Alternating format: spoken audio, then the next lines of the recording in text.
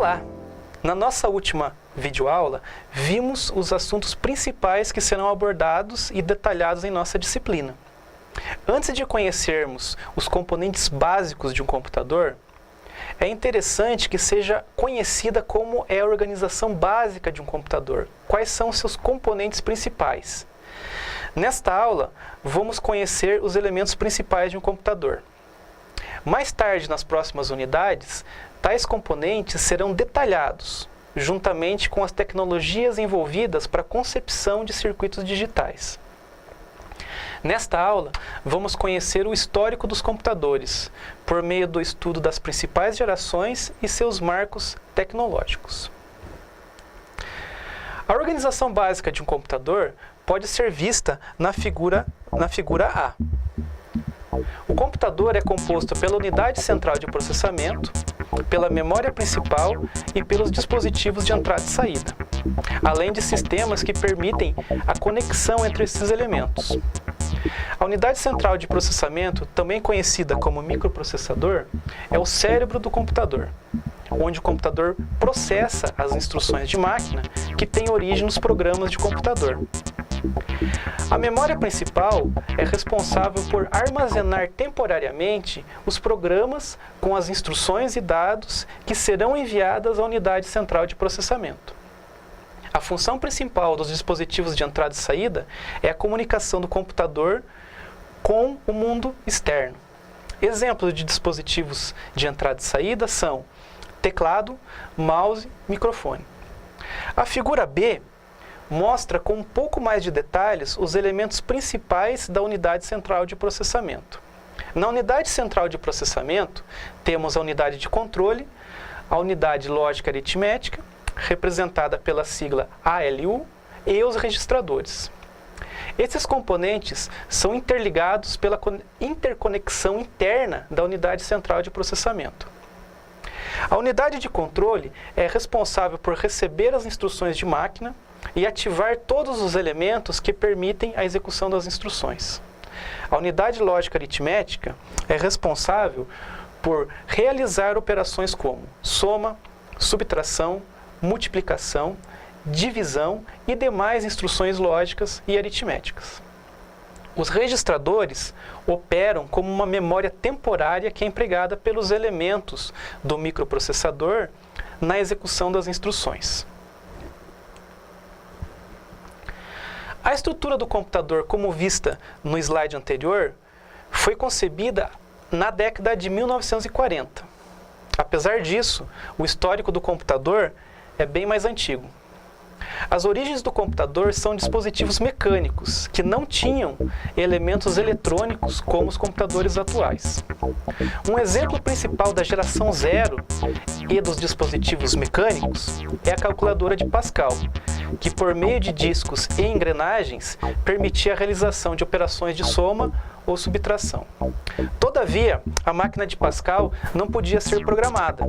Ela apenas realizava operações aritméticas fixas comandadas por um operador.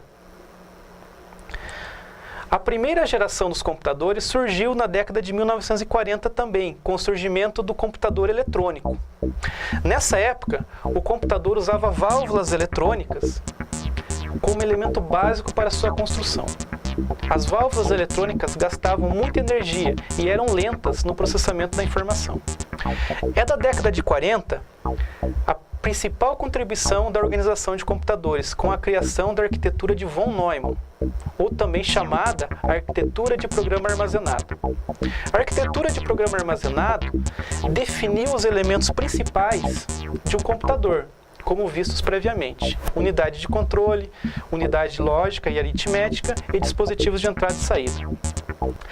A ideia de programa armazenado é o aspecto mais importante do modelo de computador de von Neumann.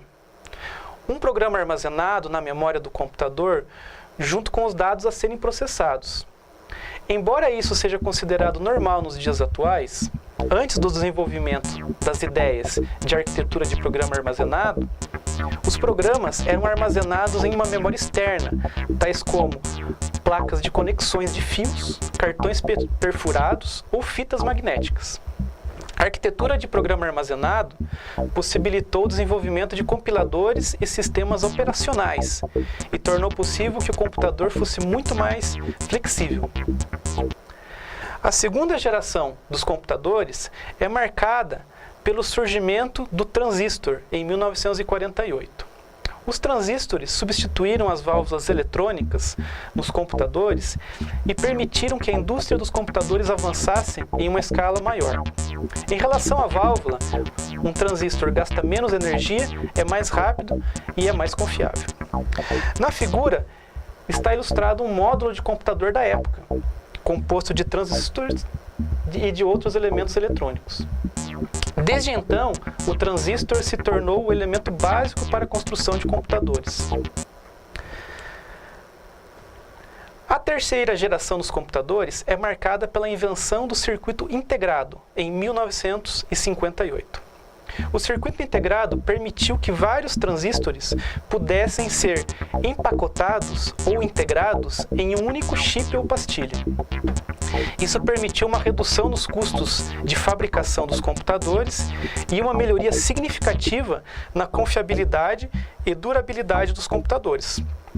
A integração nessa época, que é a quantidade de transistores que podiam ser integrados em uma pastilha, era de pequena escala, cerca de poucas dezenas de transistores, e de média escala, poucas centenas de transistores.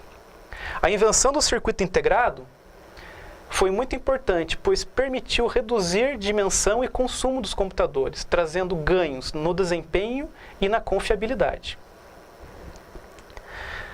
A quarta geração de computadores iniciou na década de 70, com o surgimento do microprocessador, muito mais potente que os circuitos de integração de pequena e média escala de até então. As técnicas de integração evoluíram de SSI, integração em pequena escala, para integração em uma escala muito grande. Essa classificação é baseada na quantidade de componentes que o integrado contém. A programação dos computadores desta geração foi facilitada pelo surgimento de linguagens orientadas para o problema específico, como as linguagens C e a linguagem Pascal.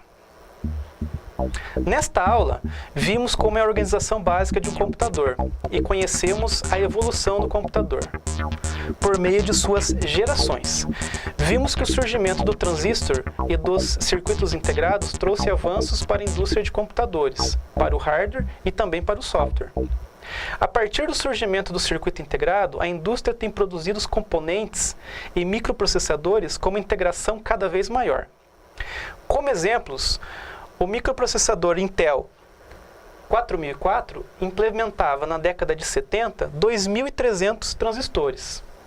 Atualmente, um processador como o Intel i7 implementa mais de 2,5 milhões de transistores em uma área pequena de 53 por 45 milímetros. Na próxima aula, vamos dar continuidade ao tema e nos aprofundaremos ainda mais, conhecendo quais os elementos básicos do sistema de numeração binário, da lógica digital e eletrônica para a construção de computadores. Bons estudos e até lá!